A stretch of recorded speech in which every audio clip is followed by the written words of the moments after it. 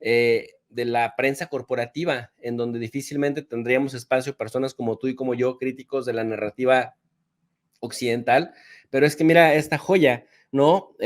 ¿Quiénes son los que finalmente controlan cadenas como... Y no es teoría de la conspiración, pues es nada más cosa de echarle una revisada a los consejos y a las juntas de gobierno de estos medios como CNN, The New York Times, el Fox News, ¿no? Que además sabemos que Rupert Murdoch es súper radical en muchos aspectos. NBC News, CBS News, NPR, ¿no? Todos, casi todos en las cúpulas tienen a puro sionista, la mayoría de ellos, judíos o no, pero sionistas que apoyan esto que hace Israel y que le ayudan a blanquearle finalmente. Al final no es una cosa excepcional en el caso de Israel, que por ejemplo a través de AIPAC compra políticos literalmente. Al final es que vivimos en pseudodemocracias o protodictaduras donde nuestros supuestos representantes están a pago de los intereses privados o de intereses extranjeros. Entonces, esto mismo también se puede ver con las grandes industrias, la agroindustria, la industria farmacéutica, cómo estas corporaciones, la industria armamentística, por ejemplo, el complejo militar industrial, cómo existe una grave puerta giratoria en la propia administración de Biden, donde varios de sus miembros han trabajado para la industria militar. Así que no, esto no es solo el caso de Israel, es el caso de muchas otras industrias que básicamente controlan los políticos, controlan los medios porque son los que pagan, son los que financian.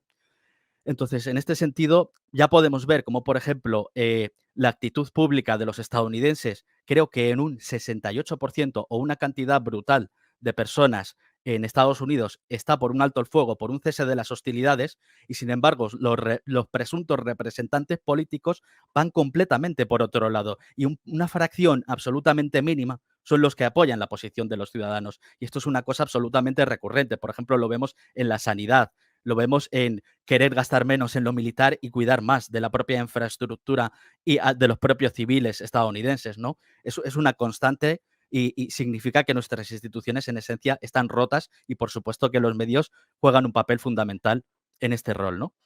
Oye, y si hiciéramos una analogía con los medios dominantes españoles, ¿sería parecido a esto o no tanto? Absolutamente.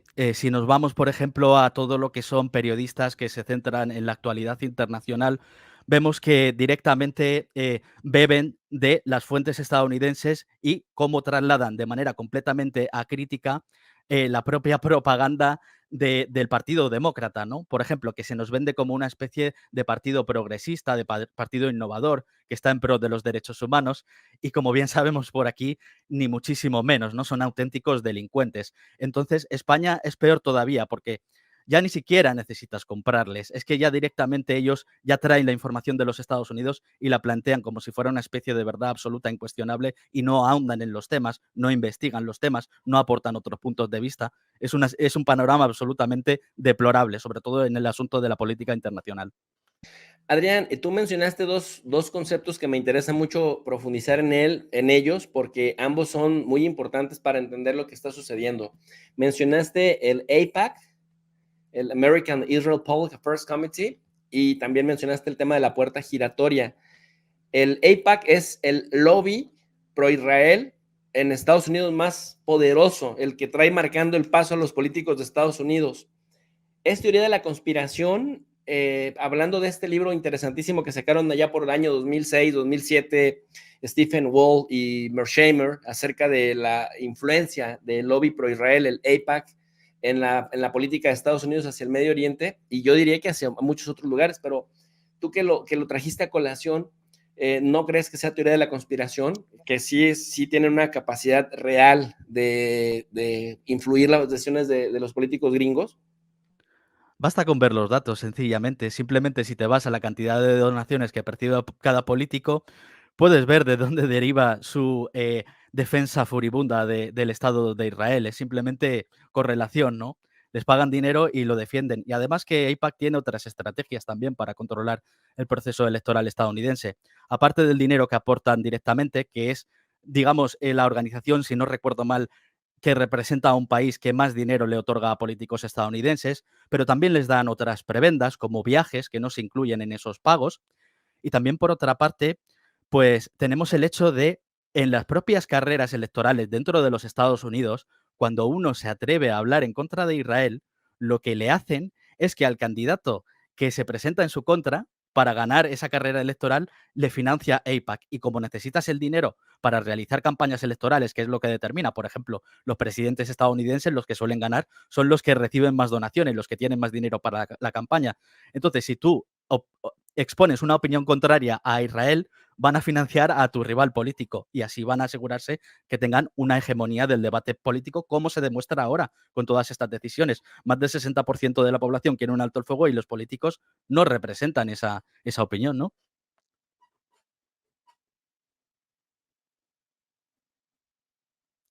Sí, definitivamente sí. Estaba buscando mientras te escuchaba que algo que hace más muy grande, digamos, a este, o la influencia de este lobby, de este gran grupo eh, estructural en Estados Unidos para controlar la política hacia el Medio Oriente, que también está este otro lobby judío, que es el American Jewish Committee, el Comité Judío Estadounidense, que tiene más una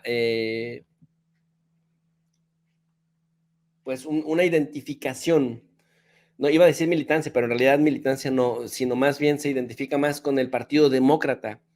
¿Tú crees que tiene la desventaja o que tiene más ventaja en el sentido de que cuando gobiernan los demócratas se meten hasta la cocina de la Casa Blanca, pero la desventaja podría radicar en que cuando ganan los republicanos viene el rechazo con este otro? Pero este en particular me recuerda mucho que, por ejemplo, en la embajada mexicana, en los diferentes consulados, muchos de estos cabilderos profesionales orientaban a los líderes migrantes mexicanos para impulsar la reforma migratoria y haz de cuenta que los capacitaban. A cambio, el gobierno mexicano tendría que apoyarles en las iniciativas que estos impulsaban en el Congreso, en cuestiones, ya sabes, de elecciones, etcétera.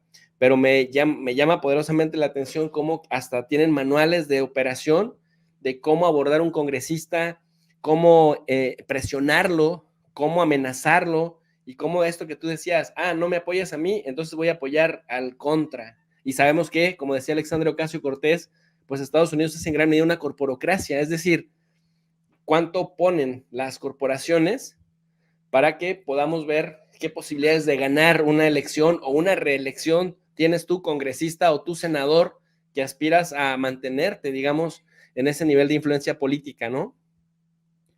Pues no sabría si esta organización ejerce una fuerza especial cuando entran los demócratas a gobernar, pero vamos, que el panorama de la presión sionista es muy nutrido, abarca a ambos partidos, es decir, si quizá los republicanos no apoyan tanto esta organización, por su parte tienen a los cristianos evangélicos sionistas, ¿no? Que son también una fuerza muy poderosa dentro de los Estados Unidos. Así que de una forma o de otra siempre quedan en manos de esta ideología. O por ejemplo tenemos la ADL, que quería sacar a colación unos comentarios que sacó su líder, que está completamente petrificado y horrorizado, no por el antisemitismo, sino porque está descubriendo que los jóvenes en los Estados Unidos son antisionistas, están en contra del Estado de Israel y por tanto necesita controlar, necesita censurar TikTok. ¿Y qué vemos? Vemos a senadores republicanos como Marco Rubio diciendo que hay que prohibir TikTok, que hay que acabar con TikTok. Así que en realidad el volumen de presión y el sabor de presión, hay multitud de ellos, ¿no? En el panorama estadounidense.